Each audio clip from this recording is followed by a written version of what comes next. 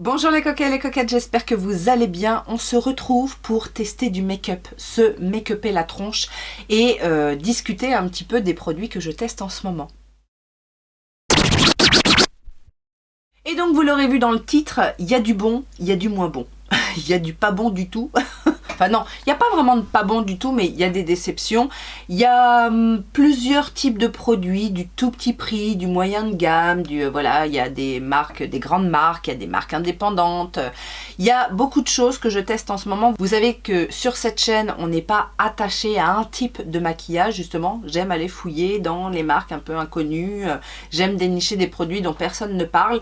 Et des fois, on a des bonnes surprises, de très bonnes surprises, et des fois, on en a des plus mauvaises. Et c'est de ça dont on va parler aujourd'hui, puisque ce sont des produits que je teste depuis quelques temps maintenant, quelques jours, quelques semaines, et où j'ai un avis plutôt définitif.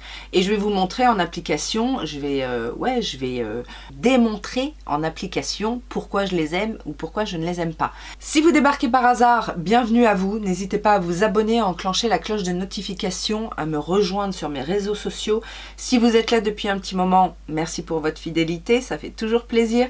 Moi je suis Laetitia la coquette, je suis une fanat de make-up. Et je partage effectivement mes bons plans, mes astuces make-up, mes avis sur plein de produits cosmétiques et accessoires et voilà. Donc si c'est quelque chose qui vous intéresse, bah, faites partie de la Coquette Family, tout simplement. J'ai réalisé ce make-up avec les produits dont on va parler aujourd'hui.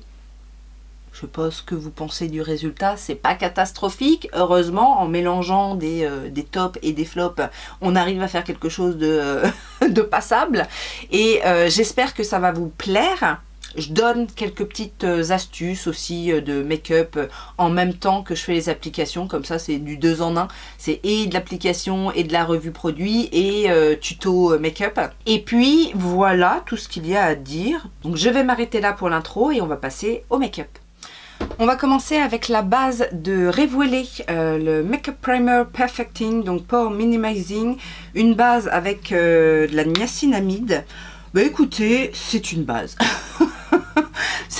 Là, bon, Pore Minimizing, je vois pas trop. Elle est hydratante, elle est agréable, elle n'est pas épaisse. Elle fait un bon canevas, mais de là à dire qu'elle est... alors, Pore Minimizing, c'est pas forcément lissant, mais bon, il y a mieux. Il y a mieux sur le marché. Bon, ça fait une bonne petite base, c'est un produit pas cher et voilà, il n'y a pas de mauvais points sur cette base, mais c'est pas non plus un coup de cœur. On va quand même un peu illuminer, et ça, par contre, c'est un coup de cœur, le Multitasker Buttons and Filters de chez Rimmel, donc un dupe du Flawless Filter de chez Charlotte Tilbury à moindre coût. Effectivement, ça fait le job. C'est peut-être un petit peu moins métallique que le Charlotte Tilbury, mais ça fait un très joli glow et moi je trouve qu'il est beaucoup plus fin. Mais à chaque fois, je vous le dis, j'ai l'impression que tous sont beaucoup plus fins que le Charlotte Tilbury parce que je trouve qu'il est épais, le produit Charlotte Tilbury. Alors, c'est très beau, j'aime beaucoup le rendu, mais là on est sur quelque chose de très fin et vous voyez le glow est très beau. Alors en base ou en produit, on va dire un produit que je pourrais mettre seul quand je veux un make-up no make-up, mais en highlighter, en touche d'highlighter liquide, c'est un peu juste pour moi. Mais après, tout dépend de vos habitudes et du degré de glow que vous acceptez sur votre visage. On va ensuite corriger ce teint un petit peu avec les produits Made by Mitchell, le correcteur et le fond de teint. Ça n'est pas une catastrophe en soi, mais je suis assez déçue de ces deux produits. Alors, c'est pas forcément en termes de texture ou de rendu. Le correcteur, il est beaucoup trop clair. Enfin, vous allez voir, mais c'est vraiment trop clair. Après, c'est un correcteur qui n'est pas hyper hydratant non plus. Donc, c'est pas forcément ce qui correspond à mes besoins. L'embout est assez gros, c'est assez épais. Alors, c'est assez épais. Faut pas en mettre beaucoup, moi j'en mets vraiment un tout petit peu et je diffuse de préférence avec une éponge parce que au pinceau la texture est trop épaisse. Donc si je le fais au pinceau, ça peut m'arriver, mais je le fais au pinceau, je l'étale et après je viens vraiment fondre la matière avec, avec les doigts. Mais vous allez voir que ben, c'est beaucoup trop clair. Alors que j'ai pris la même teinte, enfin le même niveau de teinte, puisque c'est le LBR7 et le fond de teint le TB7. Donc on est, voilà, 7. Le fond de teint ça va, même si j'aurais pu prendre la teinte au-dessus, mais le correcteur est vraiment trop clair. Donc c'est ce que je vous disais quand je vous le présentais en haul, c'est-à-dire que le Brighten, puisque son nom c'est Brighten Concealer, Brightening Concealer, le Brighten se fait avec la teinte et non pas avec la texture. Moi j'aurais préféré une formule où c'est une texture lumineuse. Alors que là, techniquement, le correcteur est mat et c'est la teinte qui vient éclaircir. Et je sais qu'il y a des personnes qui n'aiment pas justement éclaircir leur dessous d'œil, qui aiment vraiment avoir du ton sur ton. Alors moi c'est vrai que des fois je le fais, mais pas autant. Là vous voyez, je l'ai mis exprès avant le fond de teint pour que vous puissiez vous rendre compte. Et encore là j'en ai pas mis beaucoup parce qu'au début j'en mettais un petit peu plus et vraiment à fondre c'était bon, c'était un petit peu blanc. Donc c'est aussi la petite astuce, c'est-à-dire que quand vous avez un correcteur un petit peu trop clair, faites-le avant de mettre le fond de teint. Comme ça du coup vous rééquilibrez un petit peu avec, avec le fond de teint. Si votre fond de teint est de la bonne couleur, bien évidemment. Là, je vais en rajouter un tout petit peu parce qu'il n'est pas en plus hyper couvrant. Alors, encore une fois, tout dépend de la quantité, mais vu l'épaisseur du produit, si vous en mettez trop, ça risque de marquer si vous avez des petites ridules. Alors là, comme ça va, mais voilà, c'est pas, voilà, c'est pas révolutionnaire. Le problème de la teinte, la texture, alors la texture se fond, hein, une fois que c'est fondu, on n'a pas une sensation d'épaisseur sous le dessous d'œil, mais ça correspond pas vraiment à ce dont je me faisais l'idée du Brightening Concealer de Made by Mitchell. Et alors le fond de teint, le Build, c'est un effet relativement mat quand même, donc ça n'a pas non plus ma préférence. Et il s'appelle Build, donc effectivement on peut le construire. Mais alors premier inconvénient, c'est le packaging avec, avec cet embout. Alors à la base, je ne suis pas une fan de ce conditionnement, mais en plus c'est qu'on est obligé d'y retourner. Alors là, je vais en mettre suffisamment pour faire un passage. Je vais faire qu'un côté, tiens, pour que vous puissiez voir la différence, avec un trempage d'applicateur. Alors là aussi, on n'est pas sur une formule... alors, elle n'est pas épaisse, mais elle est un peu sèche, je trouve. Après, le rendu est joli, hein. Il floute un petit peu les pores de la peau. Ils se font bien. Pour le coup, là, on est sur la bonne teinte, je pense. Mais voilà ce que ça donne avec un premier passage. Ça unifie. Le rendu est joli. Finition mat. Alors, pas trop mat non plus, mais finition quand même assez mat. Je fonds du coup avec le correcteur pour pas que ça fasse une grosse démarcation blanche. Voilà le rendu. Sur un côté. Bon, il est bien. Franchement, j'ai rien à dire. Par contre, pour le construire, justement, pour avoir la couvrance qui me convient, eh ben, je suis obligée d'en mettre, alors, premier passage, un deuxième pour équilibrer, parce que là, j'en ai pas assez de ce côté-là, donc j'en rajoute un petit peu, hop. Et voilà, je trouve que même avec son embout qui est assez gros, ça met pas beaucoup de produit. Et je suis pas du genre à mettre 15 tonnes de fond de teint, quoi. C'est ça le truc. C'est que y a des personnes qui mettent la dose, et alors là, ils vont être vraiment déçus parce qu'il va falloir y retourner au moins 4-5 fois pour avoir la dose suffisante. Alors il a quand même des avantages, c'est que même s'il a un aspect mat, je trouve pas qu'il soit asséchant au cours de la journée. J'ai pas de sensation de tiraillement. Je l'ai essayé avec plusieurs bases et franchement ça va. Attention, entre le moment où je l'applique et le moment où je vais poudrer, je repasse quand même un petit coup d'éponge parce qu'il peut migrer au niveau de mes rides du front. Pas trop ailleurs, pas au niveau des nasogéniens ou même au niveau du menton. Ils se font assez bien. Mais par contre, voilà, au niveau des rides du front, les rides les plus... Chez moi, c'est les plus creusées. Hein, donc, bon, ça m'arrive avec pas mal de fond de teint quand même. Mais voilà, il faut bien que j'y pense parce que sinon, il va marquer un petit peu trop mes rides du front. Mais dans l'ensemble, voilà, le rendu est joli. Il tient bien. Il fait, voilà, il fait ce qu'il faut. La couvrance est effectivement modulable, mais si vous voulez une couvrance totale, attention parce qu'il va peut-être falloir mettre 2-3 couches et ça va peut-être un petit peu plus se sentir en termes de matière. Alors la matière n'est pas trop épaisse, je trouve, c'est pas complètement fluide non plus, mais voilà, c'est pas non plus le fond de teint de l'année. Ensuite, un autre produit... J'attendais mieux en fait. Il s'agit du Jelly Blush de chez Révolution. Alors vous avez entendu parler de ceux de chez Milk, les Jelly Blush. Moi je vous avais présenté une version tout petit prix que j'avais chopé sur Temu, que j'aimais bien. Je trouvais que ça fonctionnait très bien, c'était très pigmenté, ça tenait très bien. Là le problème que j'ai avec celui-là, alors ça tient très bien. Une fois qu'on a réussi à l'appliquer, ça tient très bien.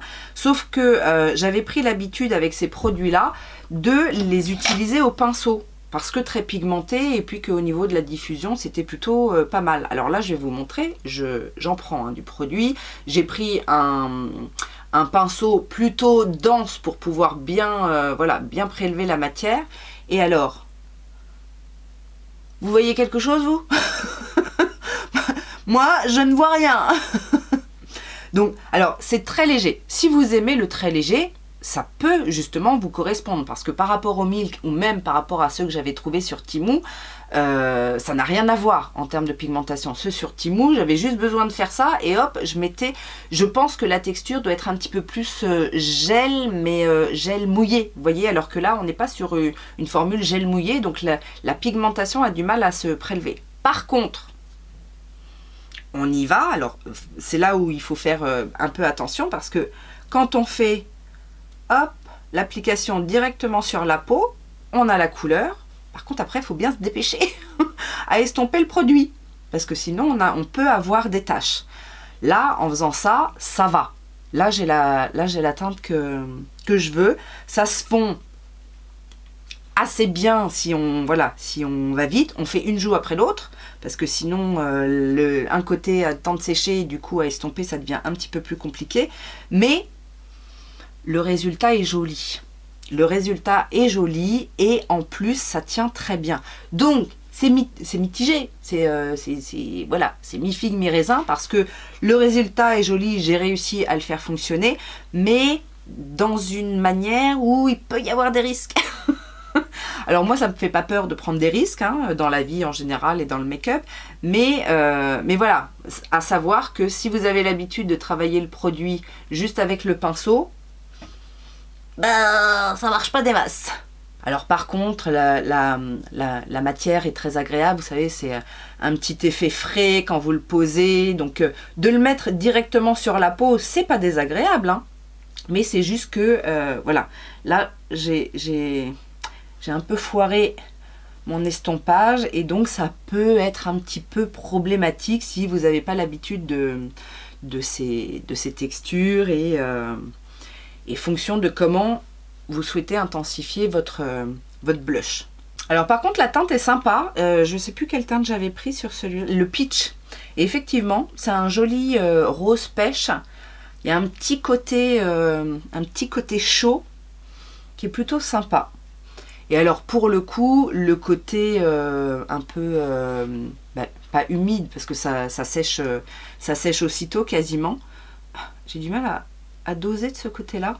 J'ai tellement peur, mais ouais, voilà, c'est bon.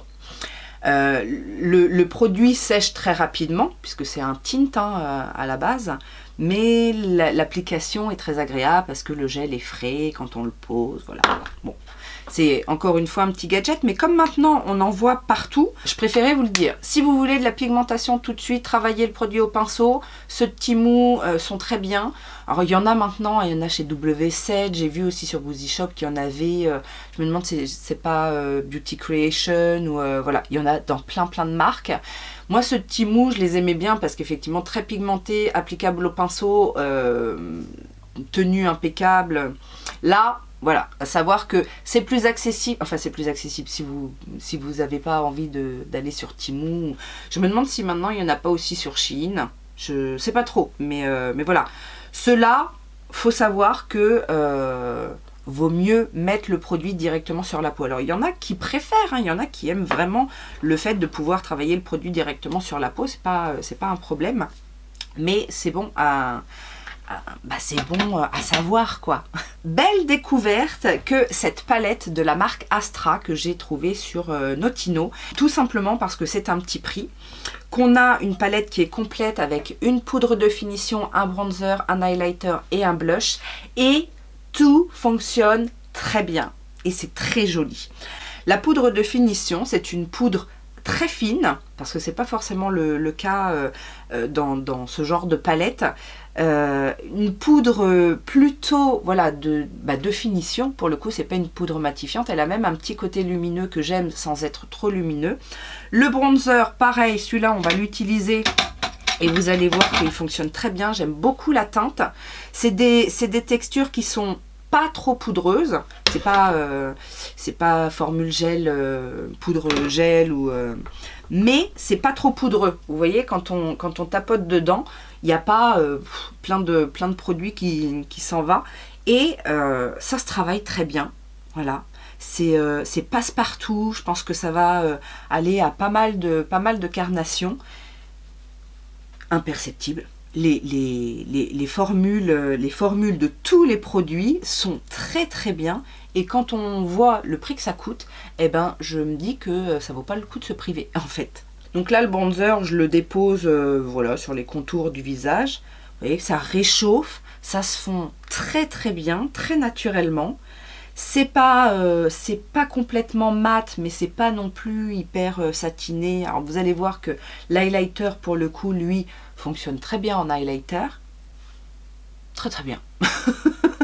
très bien, et sans gros efforts. Alors oui, il faut y retourner un petit peu parce que bon, moi j'aime bien que ça se voit, mais c'est pas invisible quoi. Je vais rajouter un petit coup de blush par-dessus celui-là pour poudrer, pour le coup. Très bien. Alors c'est peut-être, ouais, encore, j'allais dire c'est peut-être le blush le plus poudreux, mais pas vraiment. La teinte est plutôt sympa aussi. Ça vient rehausser le petit côté rosé du blush Révolution. Et ça vient fixer, pour le coup.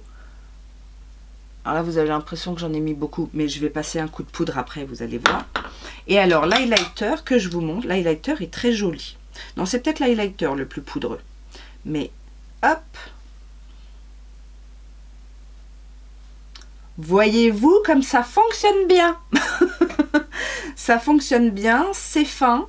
C'est modulable aussi, parce que bon, moi j'y vais, en plus j'ai pris un pinceau assez dense là, le Made by Mitchell, mais si vous prenez un pinceau un peu plus fluffy, vous allez pouvoir en prendre un petit peu moins, et c'est pas un highlighter qui, vous voyez comment ça s'intensifie, petit passage léger, et puis quand on frotte un petit peu plus, mais moi j'aime bien ce côté là un peu glass skin. Hop, avec peu d'effort, légèrement nacré métallisé, mais avec un effet subtil si vous voulez. Et voilà, petite palette qui paye pas de mine, hein, c'est du plastique, c'est pas voilà, c'est un packaging assez cheap, mais ça fait le job. Et alors, donc je vous disais, ah ça va, il a pas trop filé cette fois-ci le fond de teint, mais bon, je repasse quand même un petit peu sur les paupières aussi. Et alors, le correcteur, l'anti-cerne Made by Mitchell, n'a pas forcément besoin d'être poudré. Je trouve que la texture est assez sèche pour pas être poudrée. Maintenant, moi, en général, je passe quand même un petit voile de poudre avec mon pinceau mais sans remettre de matière. Et là, en termes de poudre, je voulais vous reparler de celle de H&M. J'avais fait une première impression quand je vous l'ai présentée en haul et j'avais beaucoup aimé le résultat de la poudre, sauf qu'il y a un bémol, j'ai eu un gros souci à un moment donné, enfin un gros souci, ouais si quand même, c'était pas beau, je l'ai appliqué à la houppette. Et ben à la houppette, après j'ai repassé un bronzer par-dessus et c'était pas n'importe quel bronzer, c'est celui de Haus Labs, donc plutôt un bon bronzer. Ça m'a fait des marques, c'était non, c'était vraiment pas joli. Alors j'avais posé à la houppette en fait au centre du visage et j'avais passé un coup au pinceau sur le reste du visage. Ça m'arrive souvent de faire ça justement pour bien matifier et bien lisser le centre du visage. Mais alors là, au niveau des ailes du nez, là, le bronzer avait accroché, ça faisait une démarcation, c'était moche. Alors que sur le reste du visage, ça fonctionnait très bien. Donc, depuis, je n'utilise cette poudre que au pinceau, parce que au pinceau, par contre, elle est très bien. Elle est très fine, elle fixe le make-up, elle matifie juste ce qu'il faut pour moi. C'est pas, encore une fois, c'est pas une poudre hyper matifiante. Mais alors, posée en légèreté, quoi. Parce que en aplat à la houppette, c'était pas terrible, terrible. Alors, je me suis pas risqué à retenter avec un autre fond de teint ou quoi que ce soit parce que c'était vraiment pas joli, limite j'avais envie de me démaquiller et ça j'aime pas en général. Personne n'aime se maquiller, prendre du temps pour se maquiller et puis à la dernière étape du teint se rendre compte qu'il y a un truc qui foire et non. Mais par contre au pinceau j'ai aucun problème, donc voilà, j'en mets sur tout le visage et après je passe vite fait sur les paupières et hop juste en dessous histoire de fixer. Mais je vous dis, il n'a pas forcément besoin de ça. Et donc là, on refond toutes les matières et c'est beaucoup plus fondu. Un petit peu moins voyant. Et par contre, vous voyez que le glow de l'highlighter reste. Très très beau. Le flush des joues reste aussi. C'est un petit peu atténué, mais pas tant que ça. Non, franchement, j'ai beaucoup aimé cette poudre, sauf utilisée à la houppette. Et puis c'était pas une houppette non plus, c'était ma houppette Linda Albert comme d'habitude. Voilà, il n'y avait pas un nouveau truc qui rentrait en compte dans mon utilisation des produits en tout cas. Je vous ai rapproché puisqu'on va faire les yeux. Rien de nouveau sous le soleil pour les sourcils, ce sont mes produits habituels. J'ai quand même mis un coup de setting spray, je voulais vous en parler aussi. J'ai utilisé le This. Vous savez, celui où il y a des petites nacres à l'intérieur, comme ça. Alors, très bon spray, très léger, une brume vraiment très agréable. Ça sent un petit peu la noix de coco, mais pas la noix de coco, c'est pas trop fort. C'est une odeur très agréable. Et alors, le côté lumineux, là, je me suis permise parce qu'effectivement, le rendu du fond de teint by Mitchell... Oh, j'ai du mal à parler ce matin. Le rendu du fond de teint Made by Mitchell est assez mat, donc voilà. Et puis la poudre H&M n'est pas non plus très matifiante ni trop lumineuse. Donc voilà, le rendu est joliment lumineux sans en faire trop. Est-ce que c'est autant que le Iconic London? Je crois que le Iconic London est quand même un petit peu plus lumineux. Mais c'est pas non plus les mêmes nacres à trappe-lumière. C'est pas la même... Alors je crois qu'il y a une version rosée. Parce que le Iconic London est un petit peu plus rosé, il me semble. Mais en tout cas, tout ça pour vous dire que c'est une alternative. Si vous aimez les setting spray lumineux, moins cher que le Iconic London, parce que celui-ci, je sais plus exactement combien je l'ai payé, mais c'est sûr, il est moins cher que le Iconic London. Donc, c'est bon à savoir aussi. Pour les yeux, on va se faire quelque chose d'assez neutre avec la Neutrals de chez Cosmic Brushes. Alors que j'ai utilisé à plusieurs reprises, j'ai utilisé pour faire effectivement make-up plutôt dans les tons marrons. J'ai utilisé un petit peu le côté kaki. Enfin, surtout les lumineux. Là, j'avais bien envie de faire quelque chose d'un petit peu plus... là, on est sur du marron prune, vous voyez, ce genre de choses. Et on va faire quelque chose de très simple.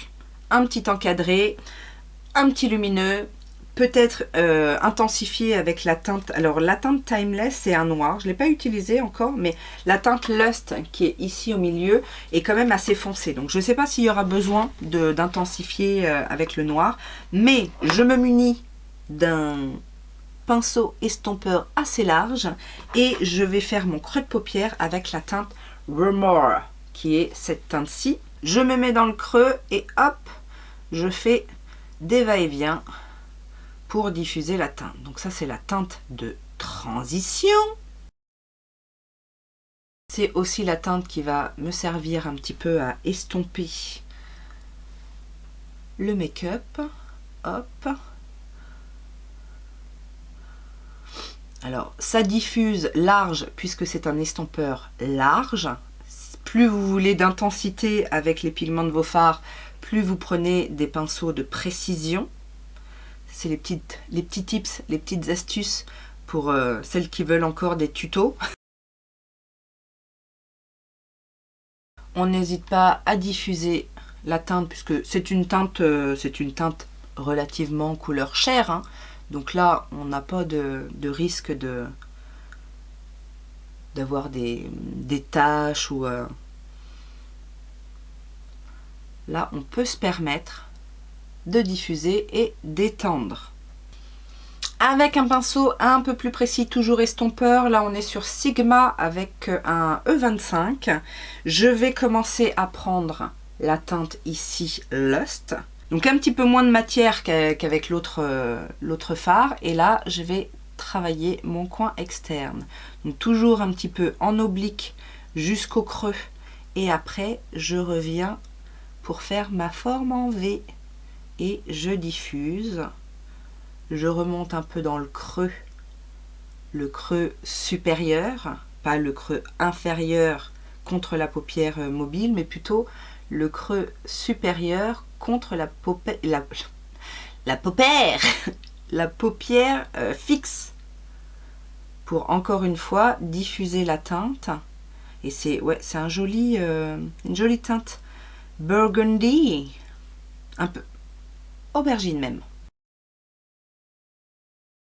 Donc là, je l'estompe, mais effectivement, si je retravaille avec la même teinte plus précisément, je suis pas sûre qu'il y ait besoin du noir. C'est avec cette même teinte et un pinceau crayon, là c'est le ME11 de By Mitchell, la même teinte, et je fais le ras de cils inférieur, bien diffus.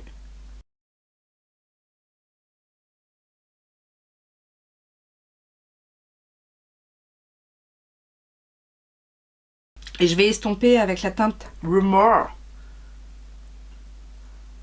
pour éviter justement les démarcations. Je garde le même pinceau parce qu'il n'y a pas besoin d'en reprendre un autre. Voilà. Et j'estompe un petit peu les bords. Au doigt, je vais prendre la teinte Velvet qui est ici, qui est comme ceci. Et je vais la mettre sur toute la paupière mobile, qui est une très jolie teinte bien pailletée. Je reprends mon pinceau estompeur, la teinte Lust, et je viens intensifier mon coin externe en tapotant.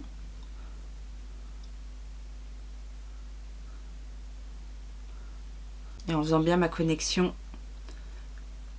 au coin externe.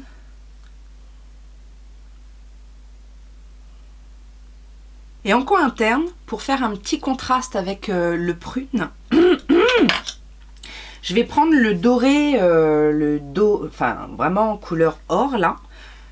Petit pinceau mousse. Et avec la pointe, je vais mettre ça en coin interne. Hop. Pour faire un petit pop de couleur.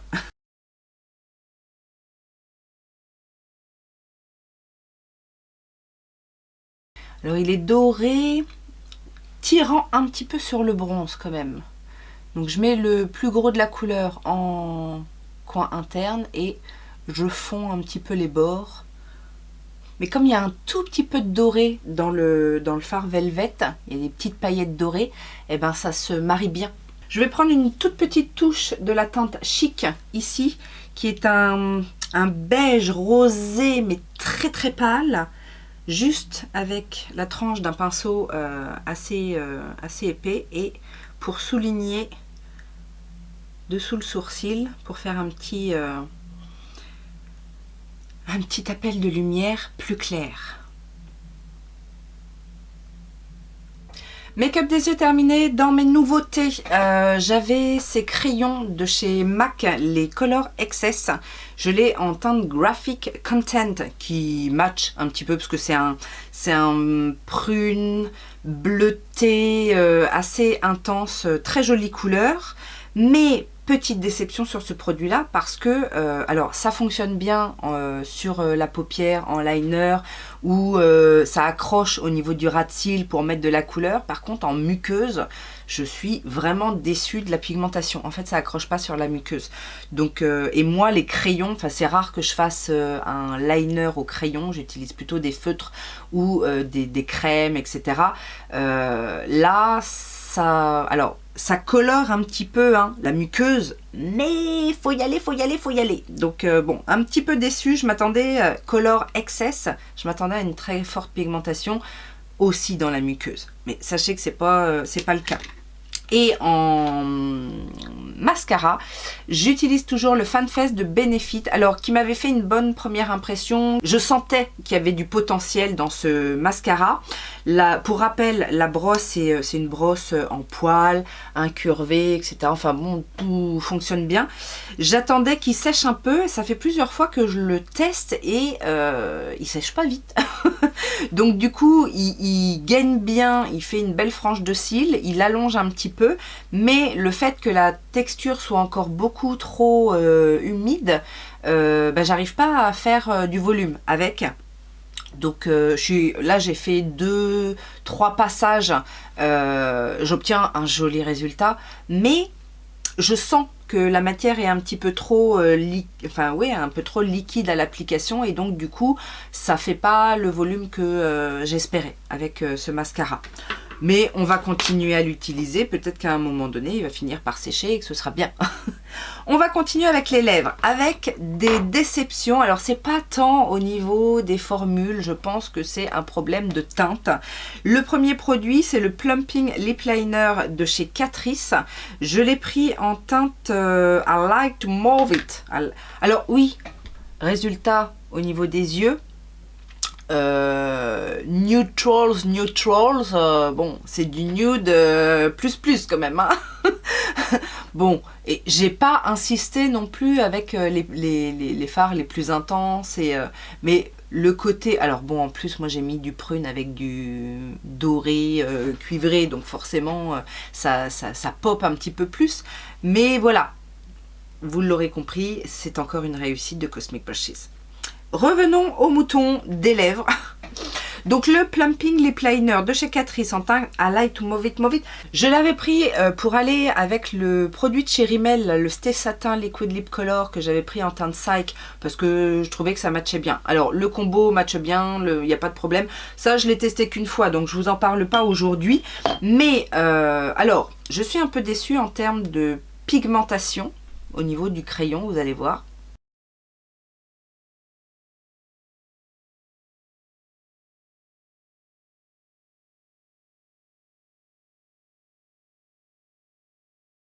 Voilà, je suis obligée de passer, repasser pour avoir quand même quelque chose qui se voit.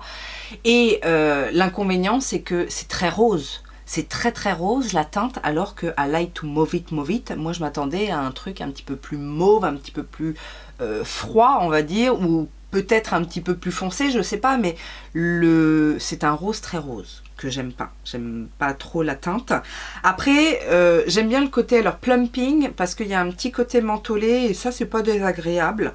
Est-ce que ça agit vraiment pour repulper les lèvres? Je ne crois pas, en tout cas pas comme un gloss ou un produit repulpant qui échaufferait voilà, la bouche pour activer la circulation sanguine. Là on sent un petit truc mentholé, mais bon c'est pas plus que ça. Mais je sais pas si je vais en racheter un même d'une teinte plus foncée, parce que j'ai vraiment l'impression qu'en termes de pigmentation, c'est pas forcément une question de couleur, c'est vraiment une question de texture. Et l'autre produit qui est un petit peu décevant, encore une fois pour la teinte est trop pâle. Ça aurait été cette teinte-là, j'aurais bien aimé, mais ça rend pas ça sur les lèvres. Ce sont les Lip Color To Go de chez H&M. La teinte c'est Chucks Away et vous allez voir que ça fait un petit peu fadasse sur mes lèvres.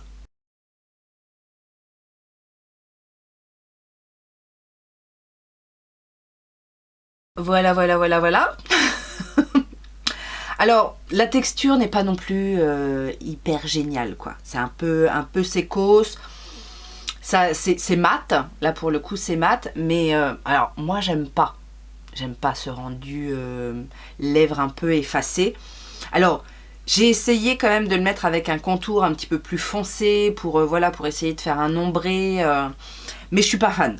Là comme ça c'est pas, donc on va rattraper le tout avec un produit par contre que j'adore. Je vous en avais déjà parlé il me semble, ce sont les Butter Gloss Bling de chez NYX, et surtout cette teinte Bring the Bling, plein de paillettes, du coup ça réhydrate aussi un petit peu la lèvre et ça va transformer ce combo qui est ma foi peu flatteur sur moi.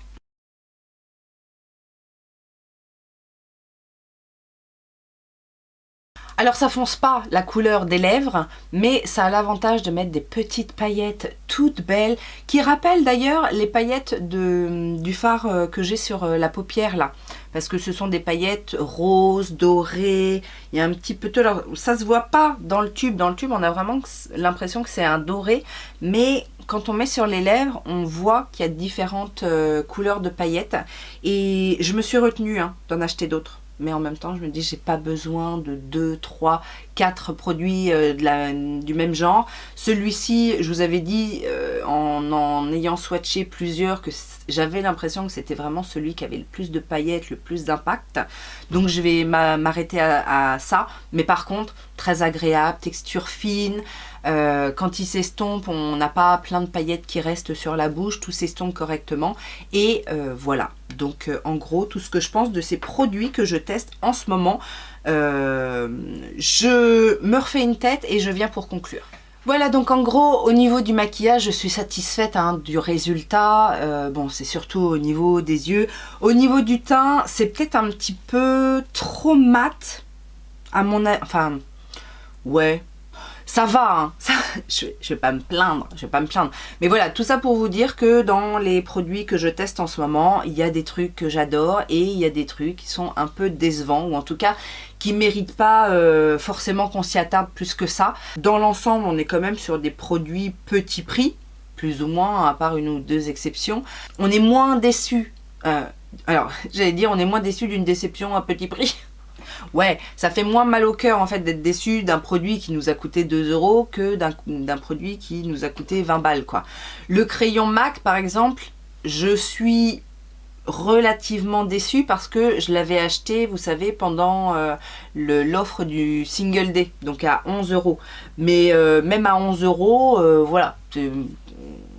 Il y a des crayons, pour les yeux qui fonctionnent aussi bien dans la muqueuse que sur la peau, sur la paupière sur la peau de la paupière, et à moindre coût, à moins de 11 €. Donc voilà, c'est relativement mitigé. Je vais encore continuer certains tests, mais j'ai déjà utilisé plusieurs fois ces produits-là, donc plus ou moins les avis définitifs sur ces produits. J'espère que vous avez passé un bon moment en ma compagnie. N'hésitez pas à me laisser en commentaire si vous connaissez certains produits, si vous avez le même avis que moi, ou si au contraire je vous ai donné envie de tester certains produits. Je vous attends en commentaire, c'est très important. S'il vous plaît, laissez un commentaire, c'est ce qui me motive. Ces derniers temps, c'est encore, voilà, c'est encore compliqué d'avoir vos commentaires. Et forcément, alors pourtant il y a les vues. Il y a à peu près le même nombre de vues que d'habitude, mais il y a une baisse au niveau des commentaires. Donc je vous avoue que quand je n'ai pas de commentaires, je ne suis pas très motivée à refaire une vidéo parce que j'ai un peu l'impression de faire ça pour rien finalement. Donc je compte sur vous pour me laisser un petit commentaire. en rapport avec le sujet de la vidéo ou autre chose, de vous lire. De toute façon, ça me fait plaisir. Voilà, en attendant, j'espère que vous avez passé un bon moment en ma compagnie, aussi bon que moi j'ai apprécié faire cette vidéo. Et puis, en attendant une prochaine vidéo, je vous souhaite plein de bonnes choses et surtout, je vous fais plein de gros bisous. Ciao, ciao!